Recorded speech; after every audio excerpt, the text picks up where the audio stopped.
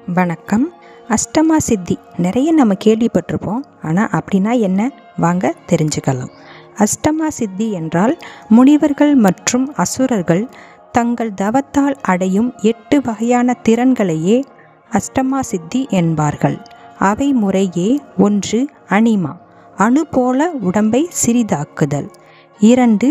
மகிமா, மலை போல் உடம்பை பெரிதாக்குதல். 3. லகிமா, காற்றை போல லேசாக ஆக்குதல். 4.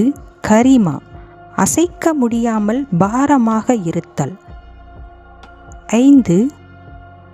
பிராப்தி, மனதால் நினைத்ததை அடைதல். 6. பிரகாமியம், கூடு விட்டு கூடு பாய்தல். 7. ஈசத்துவம், பிரம்மா உள்ளிட்ட அனைவருக்கும் ஆணையிடுதல். 8. வசித்துவம், அனைத்தையும் தன்வசப்படுத்தல். இவையே அஷ்டமா சித்தி ஆகும். நன்றி.